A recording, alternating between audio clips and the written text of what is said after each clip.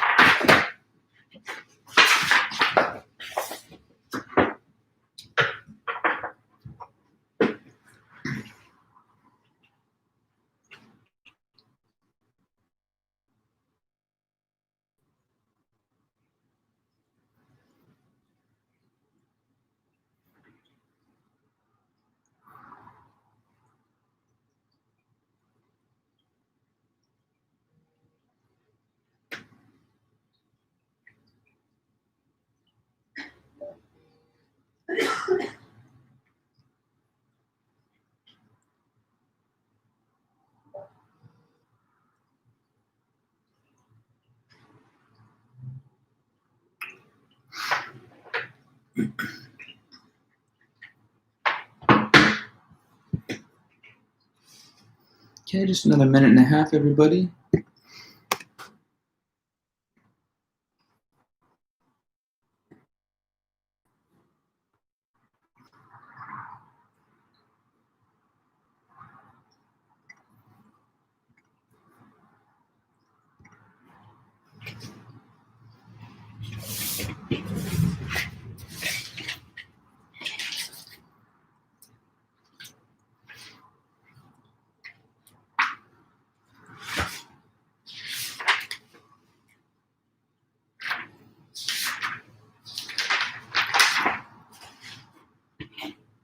Hey, Kelly, how's it going? Good to see you. Good morning.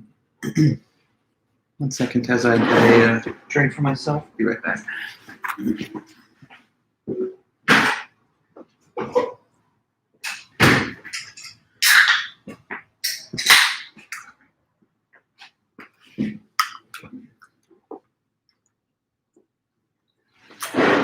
Hi there, Drew. Good to see you again.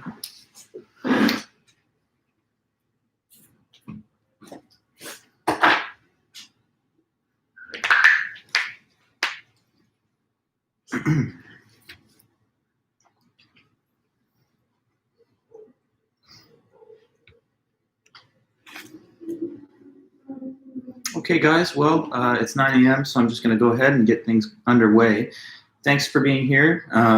So far, it's not a ton of us here, but I guess we'll see the numbers draw up a little bit as we start to get the meeting going. So it's a key week. One thing I wanted to just check in with you guys. Have you guys noticed the message that I sent over the weekend, including the file with the study guide for the final? Anybody just let me know if you have it, and that way I know that there's been no issue with the delivery of the message. So I know there's just a few of us here, but do let me know. Study guide, yes? Okay, good. So with that, you guys can start to prepare your notes and sample responses for the upcoming final. It's a big list of questions, just like when we had the midterm. It's very much the same. It's just there's more topics because we've covered a lot of more material since the midterm. So the list extends through up until the last lecture of today. So we're going to have 2 review sessions, Wednesday and Friday this week. So those 2 meetings coming up, they're just going to be all dedicated to going over the study guide. So I definitely invite you guys to arrive to those meetings and have whatever questions about the different listed topics that you might want to have answered. And me and your classmates, we will all go into as much depth as we have time for and try and answer as many questions, or at least get as much discussion and comment as we can. So that's the plan. Today's the last lecture meeting where I'm going to give you any kind of notes on an essay as we've done through the semester. So this will be the conclusion of that process, and then we'll have 2 review sessions and then the final. Let's see. Day and time for the final. Okay, good question. Let me pull up my syllabus. So I'm looking at the syllabus, and for our class, here's the exact date and time of the final. It is Tuesday the 15th from 10:45 a.m. to 1:15 p.m. So that's just the officially listed time slot from the school. for classes meeting at our time and day. So yeah, it's Tuesday the 15th, 10:45 to 1:15. And you'll see this on the syllabus too if you forget or if you want to have a record of it separate from what I'm just telling you here. But yeah, that's the case. So I guess what is that? That's 8 days away from today. So you guys have plenty of time to get prepared. You all submitted your second essay on Friday. Thank you for that. I'm working through the grading, and I'll make sure to get it all done before the end of the weekend. So when I'm ready with the grades later in the week, I'll give you guys a notification. And starting then, you guys can just email me with any question you have about your overall grade or the individual essay, and I'll be happy to share it with you so then you know what you're doing, how you're doing going into the final. Okay, so just wanted to kind of set the table by mentioning some of those basic facts. Since we're getting close to the end of the semester, have to make sure everything is clear and we're all on the same page. So anyways then, if there's any other questions about it or anything else, definitely just let me know however you'd like, whether it's through email or in a class meeting or the office hours that I'm going to hold on Friday. Maybe I will try to provide an additional office hour. I don't know if anyone would want to take advantage of it, but if so, maybe I will try and find time to give an extra hour before the final, maybe even next week or something. But I'll notify you as we get closer to it. Okay, so then let's just try and wrap up with the last couple of notes. So we were working through this article last time. So the author, Derek Parfit, who was born in 1942 and lived until 2017. He wrote this paper, it comes from a book that he wrote in 1986, and the title of it in our anthology is What Makes Someone's Life Go Best. So just to return to this essay for a bit and finish that one off. Okay, so we still have so Cameron, I see your question now. No, there's no class on Monday. Next week is finals week, so I hope it's not only my class, but I know that the rule usually is there's no classes that are held at all. It's just finals and final exams. Maybe some professors have taken liberties to add a class meeting during the finals week, but no, not on our case. And you'll see it in the syllabus. So our class very closely follows the original syllabus. I don't think too many of the dates or anything have changed, but yeah, this is the last week of face-to-face, if you will, like this YouTube lecture. I won't see you guys again after Friday. So next week you're taking your test, and I'm just going to deliver it to you the same way I did the midterm, and you'll return the answers back to me in an email. Okay, but yes. So to the Derek Parfit, what makes someone's life go best? That's our question that we've been looking at for the last week or so. We've seen a couple of different ways of answering it. Plato and the ancient Greeks thought you're supposed to get your soul in harmony and balance, and there's 3 parts of it, sort of like the Republic.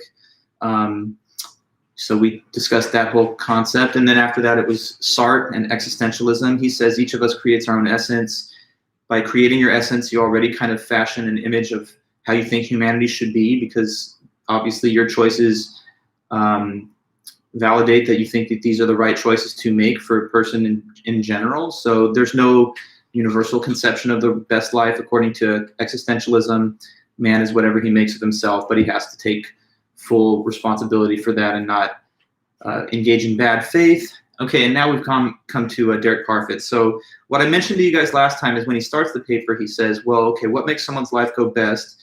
This is a question that you can only answer if you have some theory of self-interest. And he stated 3 different theories of self-interest. So let me go ahead and just mention what those are again. And this is review from last lecture, because we did talk about some of this stuff here. So he says, here's 3 theories of self-interest. So 3 different theories which try to give an account of what it is that that promotes your self-interest. What's good for your self-interest? Well, 3 theories of that can be given. And he said there's hedonistic theories,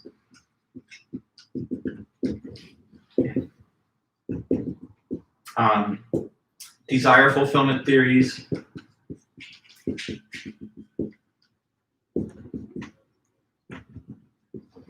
and and then objective list theories.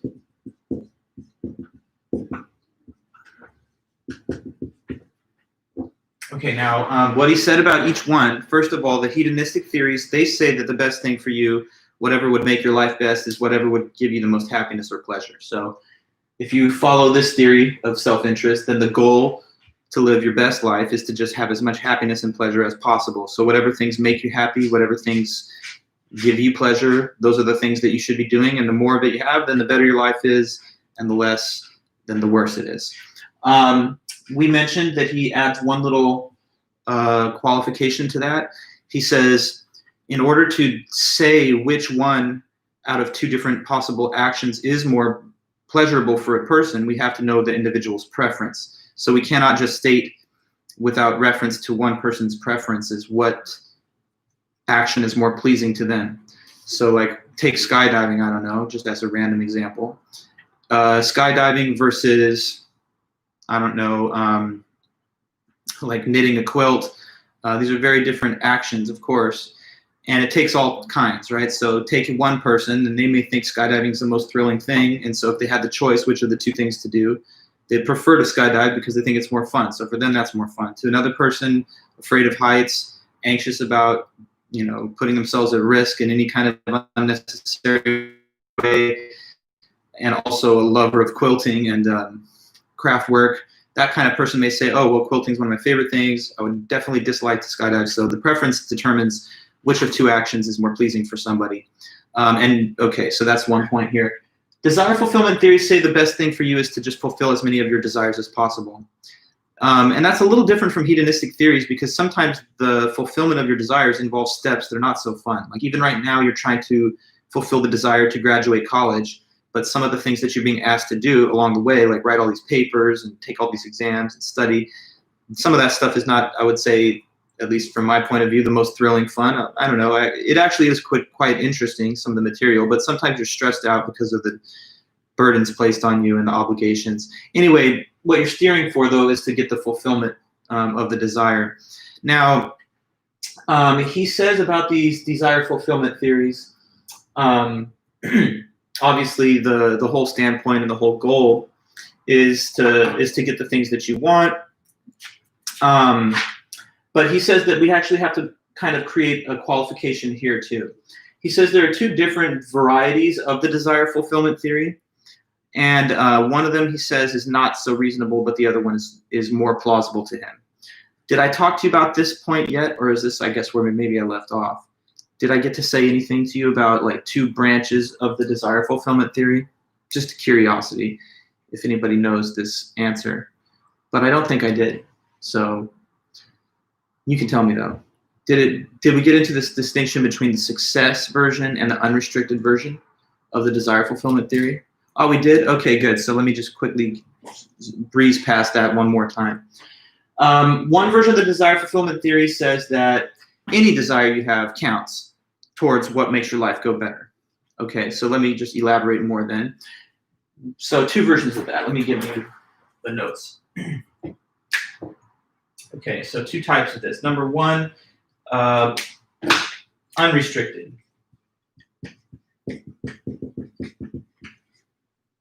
And then the other one, the success version. So the unrestricted version says all desires, no matter what they're about, even if there's something that's like not directly even related to you, all desires that you have matter in terms of how much quality of life you have or how well your life is going.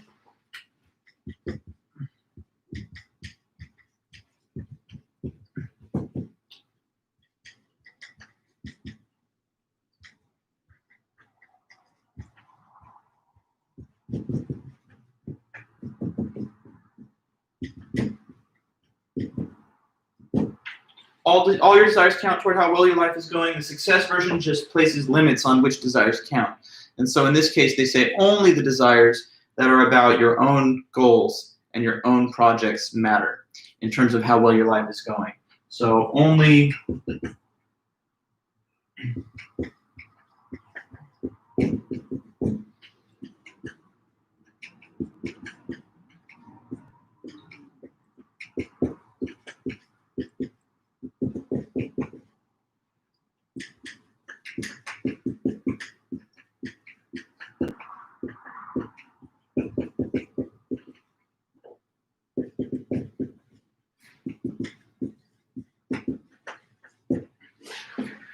Okay, so he gives this example to try and point out why he thinks this is the better version. So he thinks this is like the more reasonable version, the bottom one there. And here's why. Suppose you have a desire and it gets fulfilled, but it's not really so much about anything that it has to do with your own life. So like, for example, he gives this case where you're having a nice meeting with a random person, just you strike up a conversation, friendly like with a stranger. Suppose in the days when we used to sort of patronize, eateries and coffee shops, people will sit around and sometimes just casually talk. I've seen this happen all the time over at Chapman itself, in Beckman Hall, because there's a Starbucks on the bottom floor. If this class had been, taught live face-to-face, that's where I would have been meeting you guys, and I would have been holding my office hours down there. So anyway, we've probably had experiences like that in the past where you just, have a friendly conversation with a stranger, but it's nice.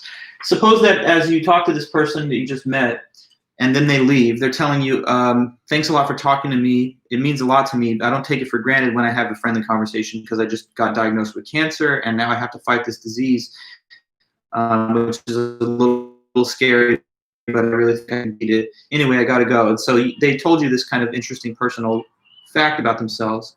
Now, suppose you then desire as they leave, that seemed like a great person. I really hope that they can beat their disease. I hope they can recover from cancer, go into remission, So you desire, you want, in other words, for them to beat cancer. So anyway, you guys, let's say, just met the one time and you never see each other again. Suppose though somehow out there in the world later on, years pass, and they did beat cancer. Okay, so did your desire get fulfilled? Yes.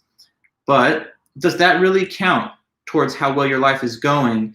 On the unrestricted version, all the desires count. And we would say, well, yeah, your quality of life, your life has gotten a little better now because one more of your desires has been fulfilled.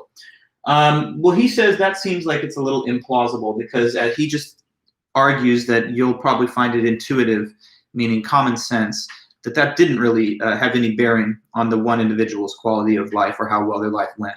So he replaces this unrestricted version with the success version. The success version says that desire is not one that we really think is relevant.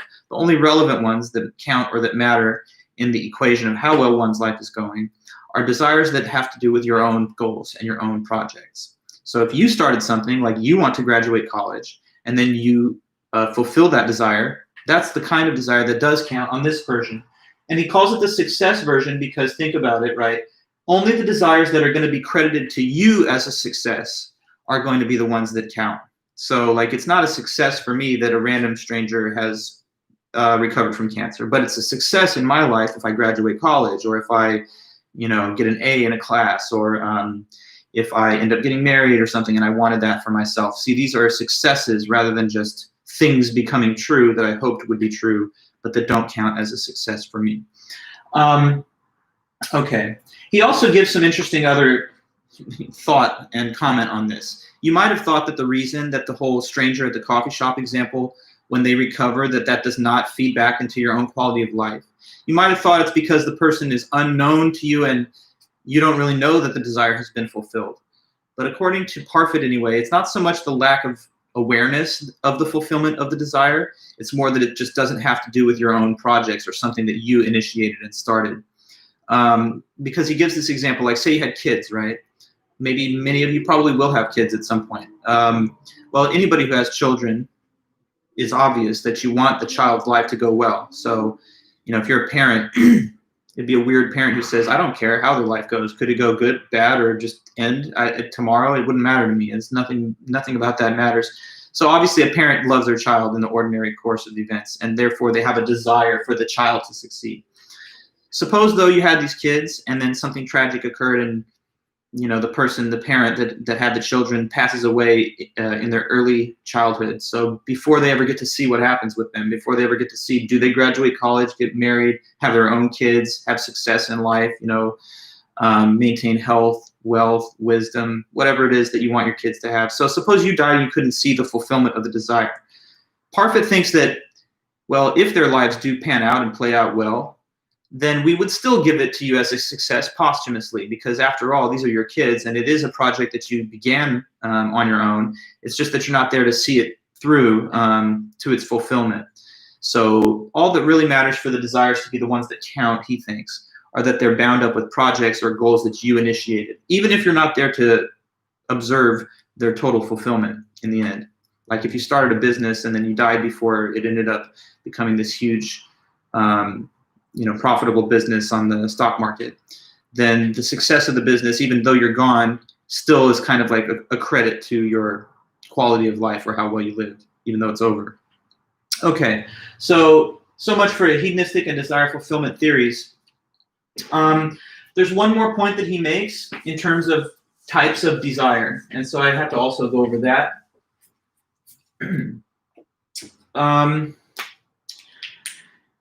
So let me just see here in my notes what I wanted to mention about that point. Yeah, so he mentions two different types of desires.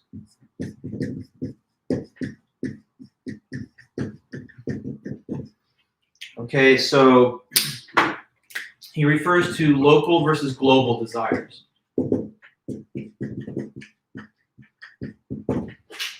Okay, so local desires, they're desires for like things immediately.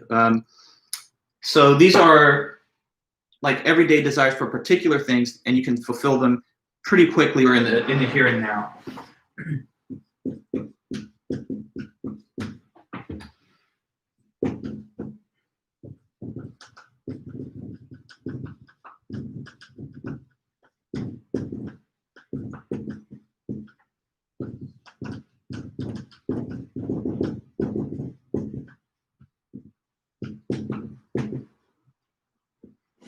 So local desires for particular things that you're able to fulfill in the short term. Global desires, the word global doesn't refer to like the international community or global affairs. Instead it refers to big picture goals and desires. So the big picture goals that you have that take a much longer time to fulfill. So these are desires that you have and that you carry with you for like a long time period or even your whole life. Okay, so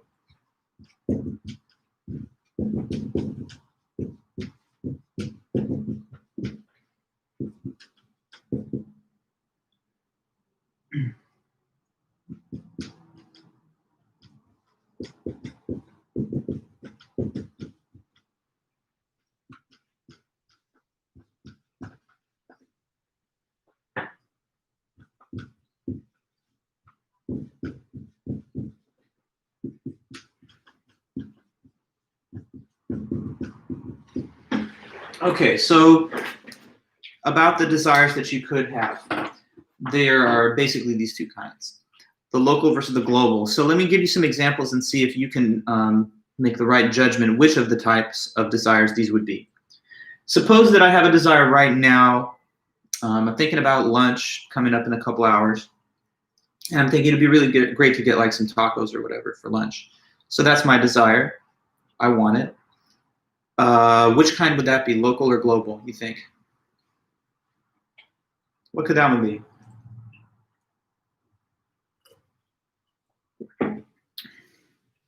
It's local, right, because it doesn't take like a lifelong pursuit or even like a very deep search, for me to fulfill that desire. There's a taco place right on the corner here. I could go ahead, and I could have that desire fulfilled in the next hour if I really, really wanted to. So it's a desire, yes, but it's not like a big picture pie in the sky, like life goal, It's just something I can get now. And so there's a lot of things like that. If I want a PS5, which I actually do kind of want, that's another one of these local desires. If I can just get my, finances ready and make my plan for the Christmas season, maybe I can buy it for myself. But on the other hand, okay, suppose that you want to have a family, so you want to start a family and raise a family. What do you think that would be, a local or a global desire?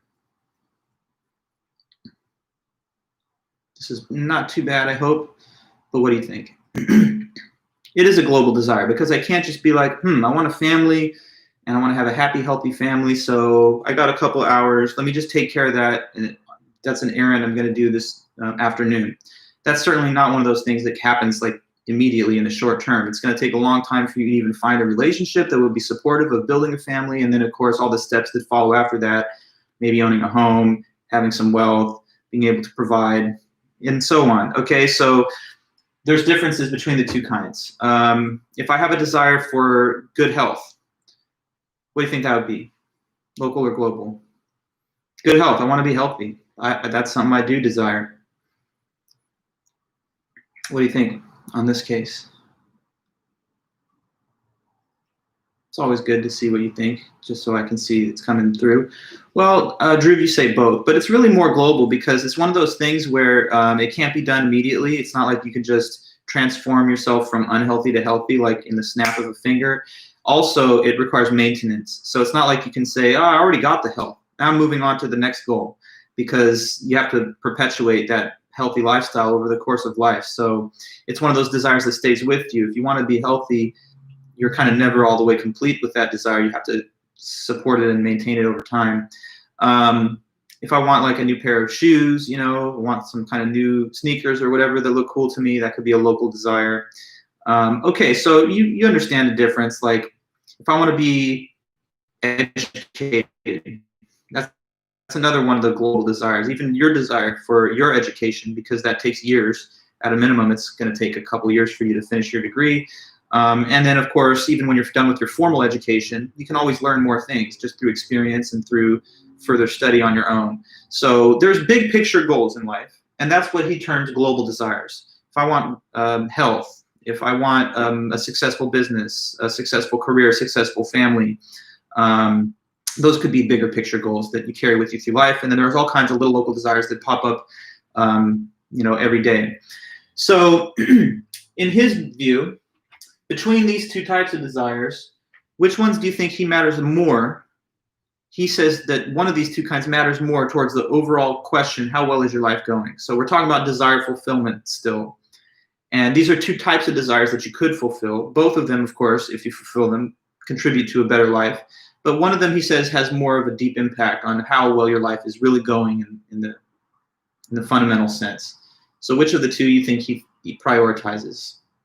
And he thinks that there's an argument for this. So it's not just his own personal opinion, but which of the desires could be considered more important? Yes, the global ones, that's right. He does think that the global desires are of greater value overall.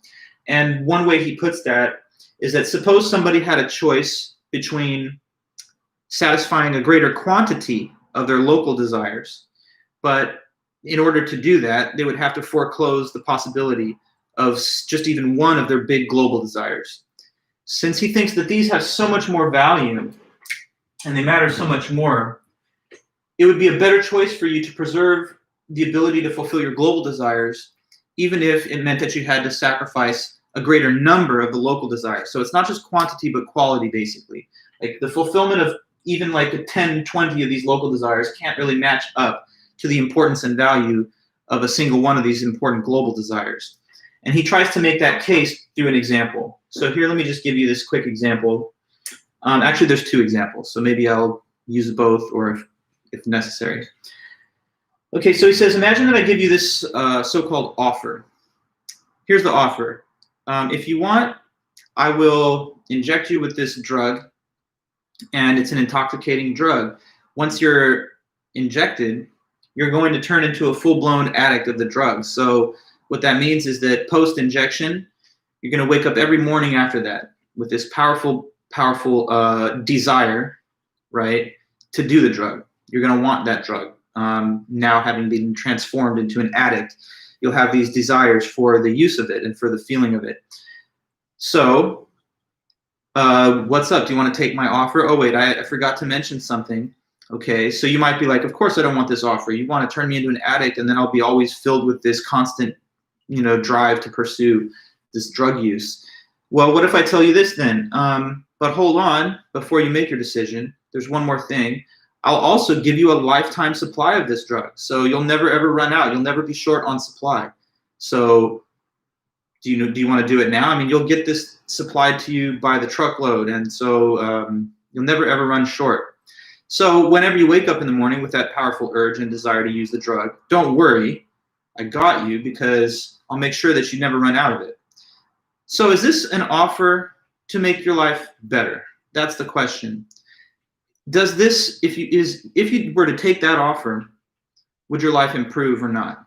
I don't know. And really, you can maybe tell me what your common sense view of it is. Is this an invitation to a better life than the one that you have now? You're saying no, Drew. Okay, good. And I would agree. And so does Derek Parfit. But here's why he says this shows you something important about his analysis.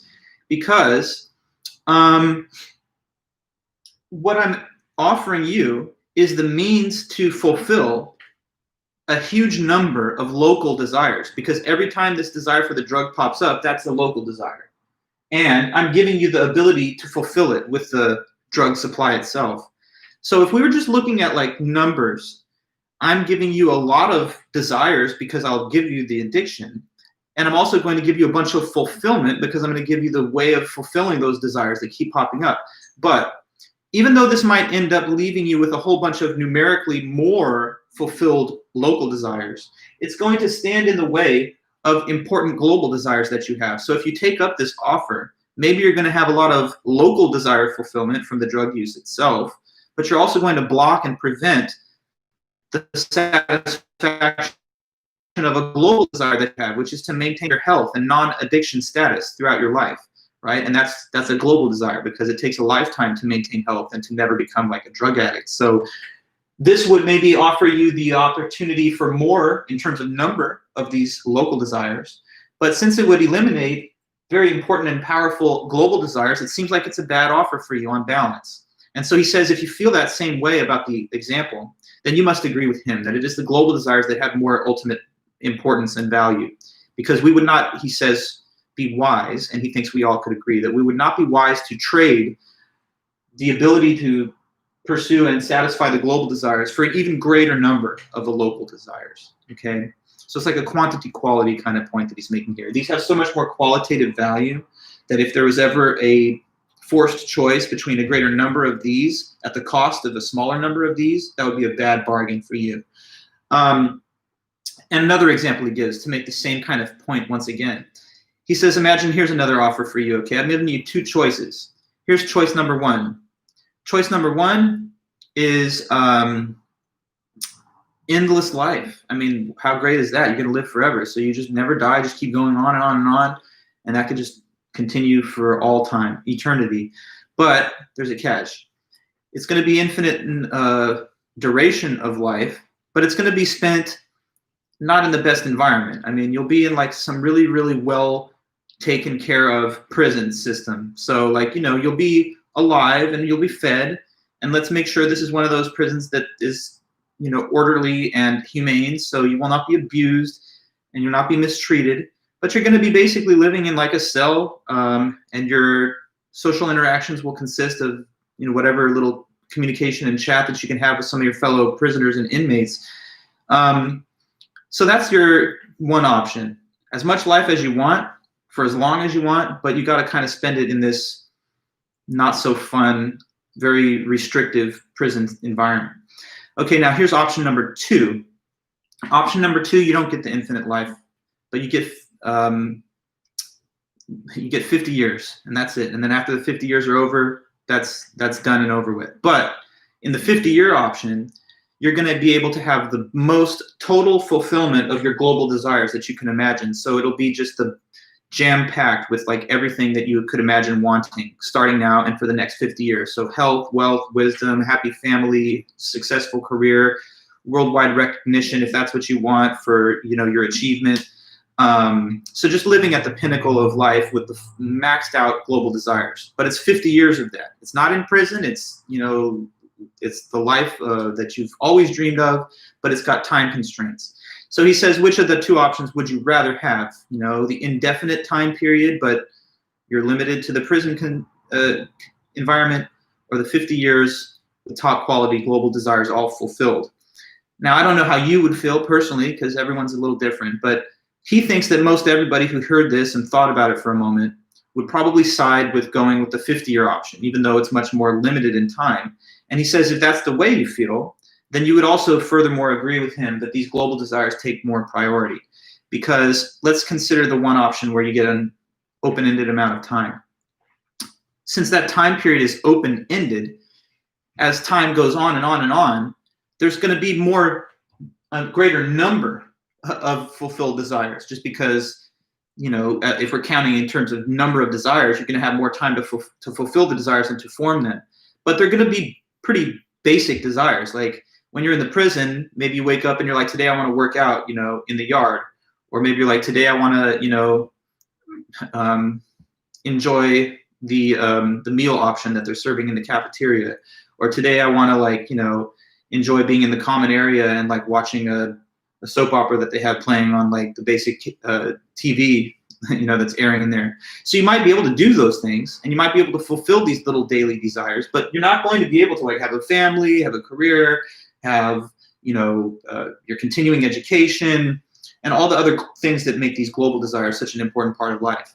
So you're going to get a greater number because you're going to have more time, basically. And every day that you fulfill one of those little daily local desires is like a drop in the bucket, another local desire fulfilled.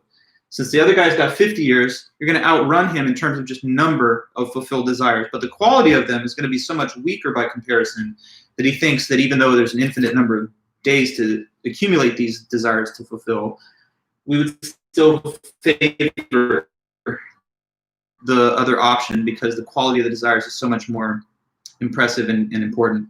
Okay, so at the end then of his article, he's spoken about the various theories of self-interest, hedonistic theories, desire fulfillment. Then he says the success version of the desire fulfillment theory is better, and the global desires are the ones that matter the most. Then at the very end, he gives us his own view of what he thinks would be the best life possible. And it's interesting because he basically tries to like merge together the desire fulfillment theories with the objective list theories. So I kind of left that one off for a while. Now let's mention it again.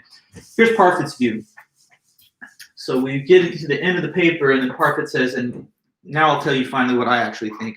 What's the recipe for the best life that you could live? So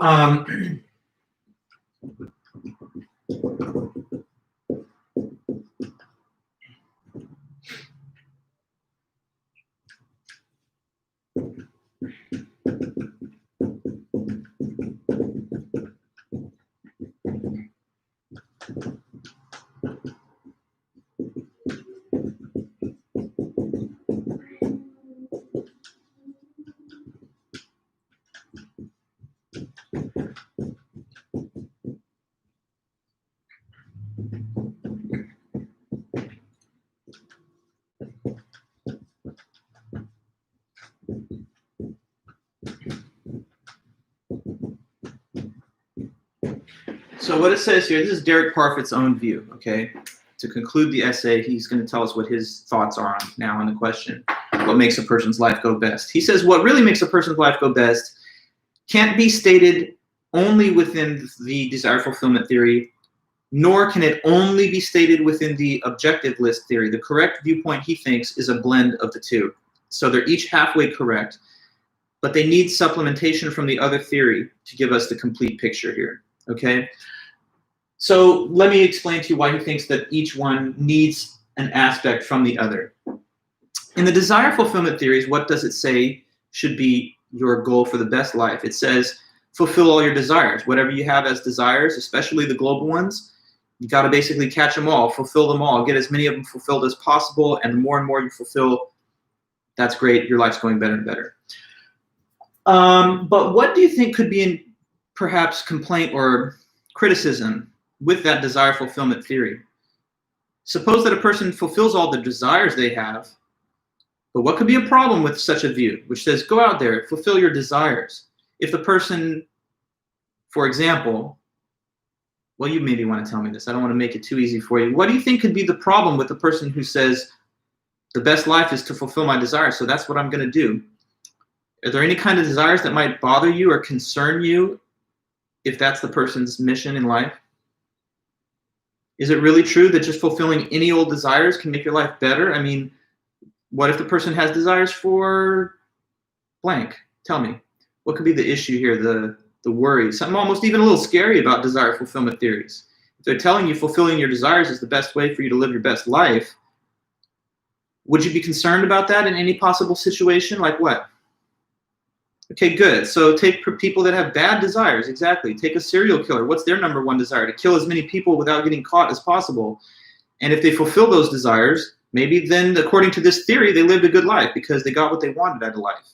But that's a terrible thing to do, right? So it seems like if you just say, I want to fulfill desires, that places no constraints on what these desires could be, even if they are global desires. Maybe your life goal is to be the world's best, homicidal murderer or dictator or tyrant. So like, I mean, take, for example, Adolf Hitler, even horrible monster. He oversaw the whole Holocaust, and he had a desire to eliminate Jewish people. And I mean, he actually did exterminate like 5 million Jewish people. So that's, you could argue, partially a fulfillment of a very, very horrifying and perverse desire.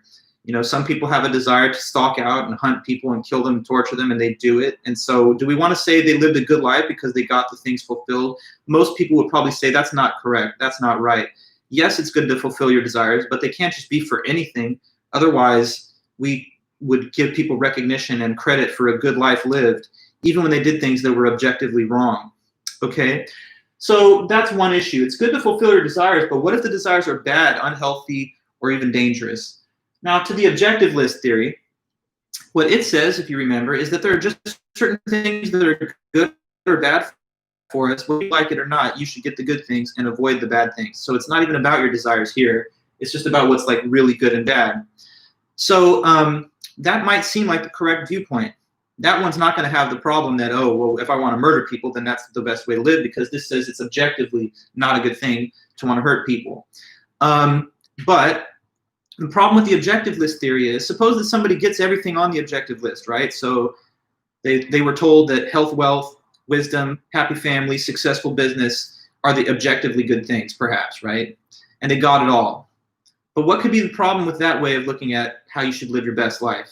Get all the objectively good things, whether you like them or not.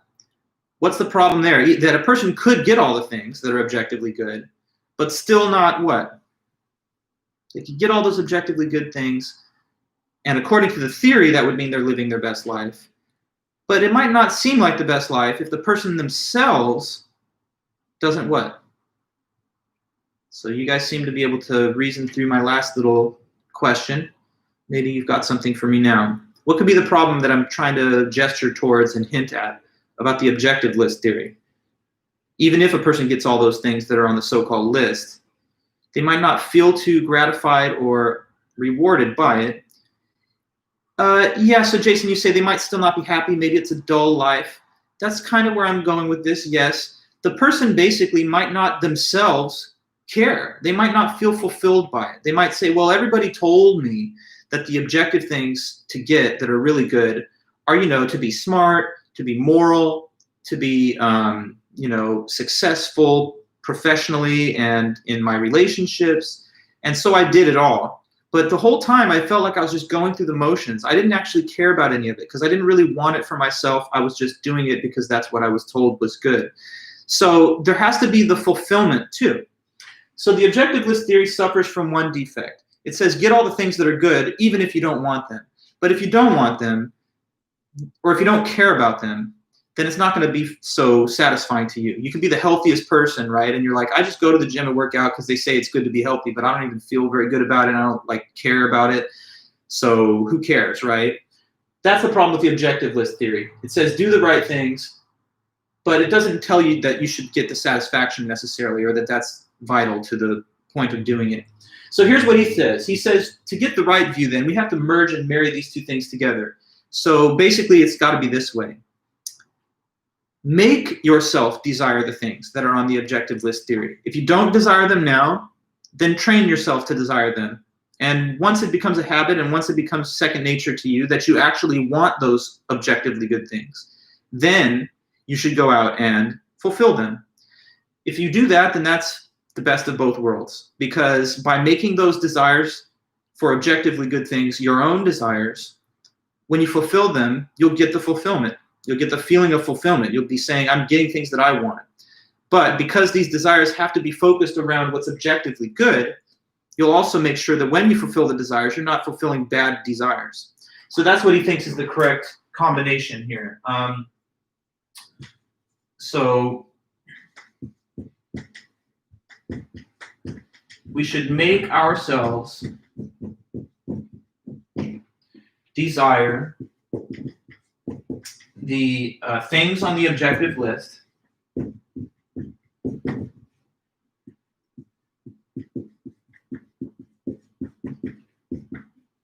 and then fulfill them.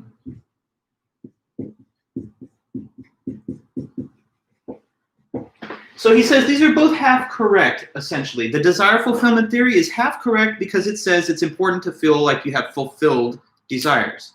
And he says that's true. The fulfillment of your desires is an essential ingredient in the best life. But it also requires supplementation from this theory, because what this theory contributes is the viewpoint that it's not good to just want anything. It's not good to want to harm people or to be self-destructive or nihilistic or whatever. So yes, you should have fulfilled desires, but also you should have things that are objectively good and not just bad stuff. So these two things have to be kind of combined. We have to make sure that your desires are for the proper things, but we also have to make sure that you get some fulfillment. And so if you make yourself want, if it's not second nature and it's already your desire, then establish and stimulate the desire for the things that are already on the objective list. And then when you fulfill them, you're checking off both boxes. You're getting the things that are objectively good, but you want them too. And that's where he thinks the best life could be.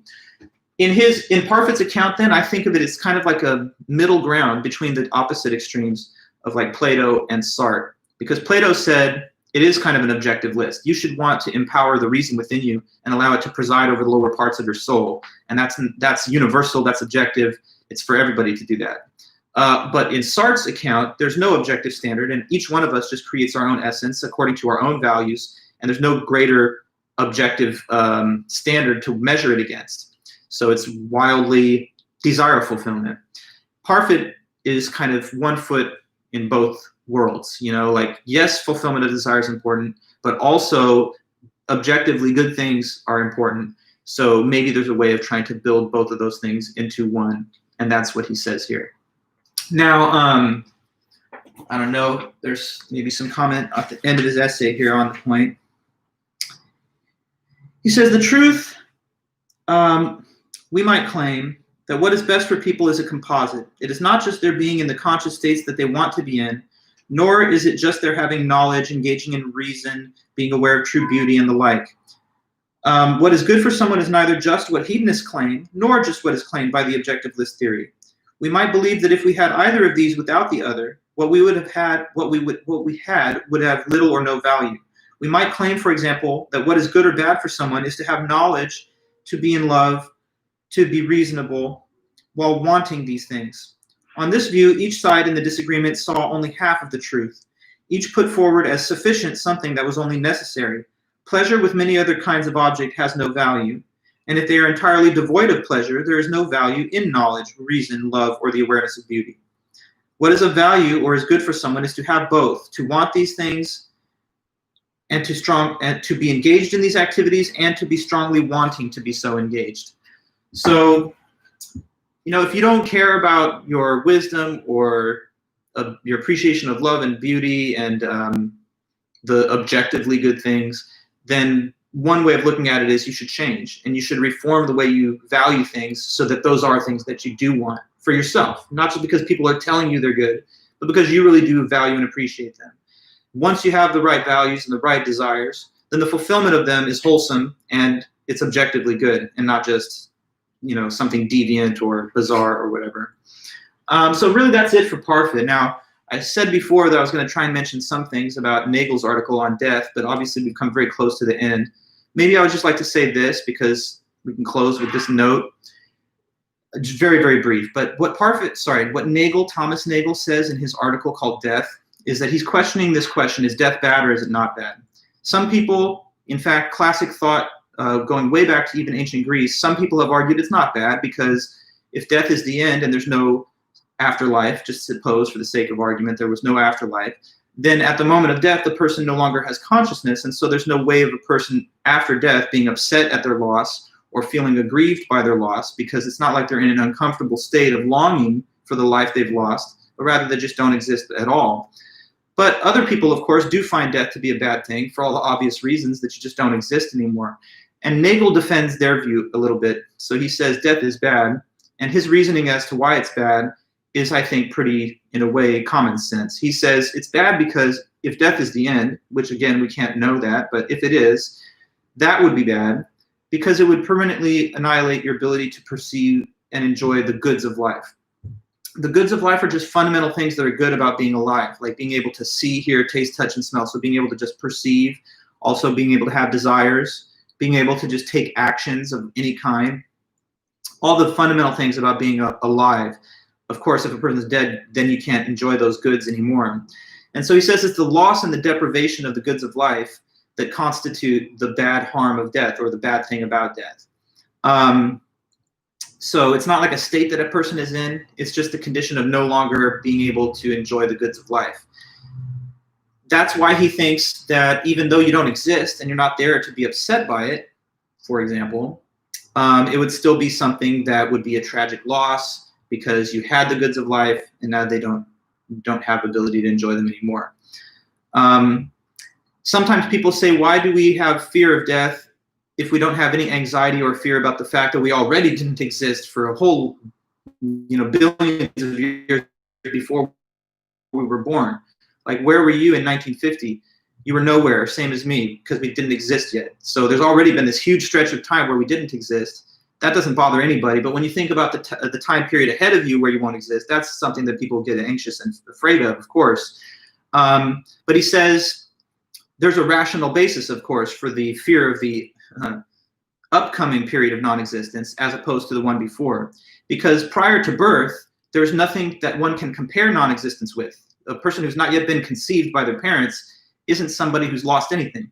But once you have existed, we can compare your non-existence after your death with the fact of your existence while you were alive. And therefore, we see it as a loss. It's the drop-off from having existed and enjoying the goods of life to no longer. And that's why he says there's a valid asymmetry in the way we feel about prenatal non-existence before birth and post-mortem non-existence after death. So in the end then, I guess his conclusion is we should hope there's an afterlife, because if there's not, then this description of what's bad about death would be true. And so even if we, of course, believe in the afterlife, it's important to consider what would be bad about death if death really was the end. So you can kind of think of his essay as a hypothetical. In case death is bad, here are reasons why that would be a bad thing. So we should hope for the existence of the afterlife, I guess. Short of that, according to Nagel's analysis, there's a bad end in store in terms of death. Okay, so I guess that's everything I was going to say. Thanks everybody for all the hard work and patience and attendance throughout the semester. But now you have your study guide, so take a good look at it and try and get some ideas about what you might want to ask me in the next 2 meetings, and we'll go over everything on Wednesday and Friday. So for now then, enjoy the rest of the Monday, and hope you guys have a good week as you get ready for finals. One thing, let me say this as I'm leaving you. The reviews for student evaluations of your professors, I think there's a window of time to complete those during this week and also last week. So if you haven't done it yet, I would appreciate if you have some time free to go into your emails and fill out that form. Do we have Nagel's death for the exam? Well, I mentioned a few things about it, Drew, but I'm going to have to probably make some little edits to the study guide list and maybe take 1 or 2 of the questions off for the fact that we didn't go into full detail. But I'm going to still include maybe a couple, since I was able to mention at least a little bit at the end here. So do read the article and take a look at the questions in the study guide. Yes, for that, there's only a few. All right, guys. So thanks again, everybody, and I'll see you back on Wednesday. Let me know by email if there's anything else that you do need. Okay, take care.